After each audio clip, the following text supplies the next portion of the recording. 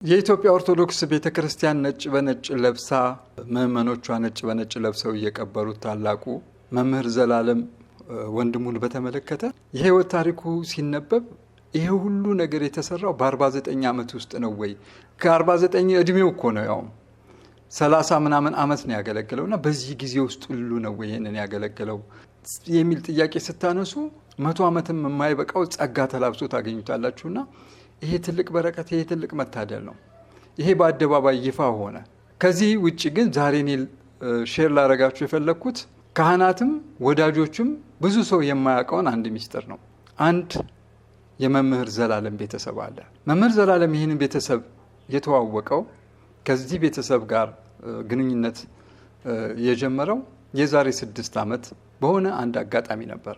የዛሬ 6 ዓመት አካባቢ ቂርቆስ ቤተክርስቲያን አገልግሎት ነበረውና እዛ ከመሄዱ በፊት መኪናውን ማስተካከል ስለነበረበት ቦሌ አካባቢ ወደሚገኝ አንድ ገራጅ ጎራ ይላል። እዛ እንደደረሰ ትንሽ ቆይቶ አንዲት ብላቴና እየተጫወተች ነበረችና መምህር ዘላለም ብላ የሮጠች መጣ ትጠመጣበታለች። ይደነግጣል። ማን ልበል ስምሽ ሲላት ስሟን ትነግረዋለች። ትርጉሙ ምንድነው ብሎ ይጠይቃታል። ጸዋሪ ተፍሬ ትለዋለች። በጣም ይገረማል። አንዳንድ መንፈሳዊ ጥያቄዎች ሲጠይቃት የምትመልስለት መልስ ይገረማል። ይሄ ሁሉ ነገር እንዴት ልታውቅ ቻለች ብሎ እስቲ አንቺን የወለዱ ያሳደጉ ወላጆችሽን መተዋወቅ ፈልጋለሁ እስቲ ጥሪልኝ ሲላት እናቴ ብቻ ነች ያለችው ትለዋለች። እሺ እሳቸውንም ቢሆን ጥሪልኝ። እንዴ ልጅ ነች እኮ ምናምን ትለዋለች። እሺ ጥሪያት። እናት ስትመጣ መምህር ዘላለም ነው። መምህር ዘላለምን የምታውቀው ከልጅነቱ ጀምሮ ነው። በ12 ዓመቱ እንደጀመረ አገልግሎት ሁሉ የነገረችኝ እሷ ናት። እና ስታየው ፈጽሞ አልጠበቀችም። እና ያ ቦታ ያ ገራጅ ለካ የዚህች እናት ቤተሰቦች ለገራጅነት ያከራዩት ቦታ ነው።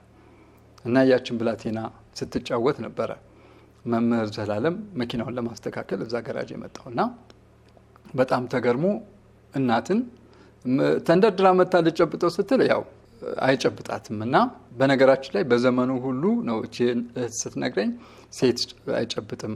እኔ ለምሳሌ ጨብጦኛ አያውቅም ነው ያለችው። መምህር ዘላለም እባክህ ጨብጠኝ ስትለው እግዚአብሔር ይስጥልኝ ምናምን ነገር ብሎ ነው የሚሄደውና አይጨብጥም። እና የዛለት የጠየቃት ጥያቄ ምንድነው? እንዴት አድርገሽ ብታሳድጊያት ነው? እንዴት አድርጋችሁ ብታነጿት ነው ብሎ ሲጠይቃት አንተ እኛን ባሳደግበት የእግዚአብሔር ቃል ነው ያሳደግናት፣ ደሞም ይገባል ግዴታም አለብን፣ እንደዛ ነው ያሳደግናት ትለዋለች። በጣም ይገረማል። የት ነው የምትማሪው ብሎ ሲጠይቃት ቦሌ አካባቢ በጣም ውድ ትምህርት ቤት አለ እዛ ትጠቅስለታለች። አይወደድባችሁም ሲላት የጤና እክል አለባት፣ ራሷን ያማታል ከተወለደችበት ጊዜ ጀምሮና ድንገት እንኳን ብትወርቅ ቶሎ ለመድረስ ብዬ ነው ውድም ቢሆን እዛ ትምህርት ቤት ያስገባዋት ትለዋለች። እና በጣም ይገረማል።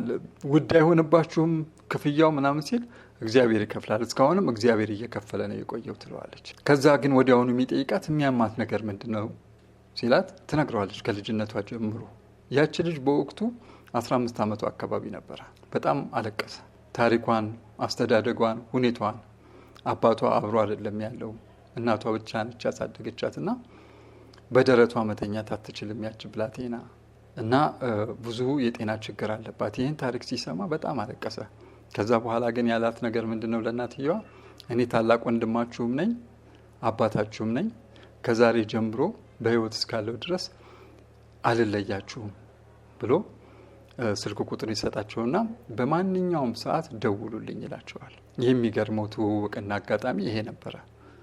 ከዛ በኋላ ላለፉት 6 ዓመታት የሚገርም ግንኙነት ነው የነበራቸው።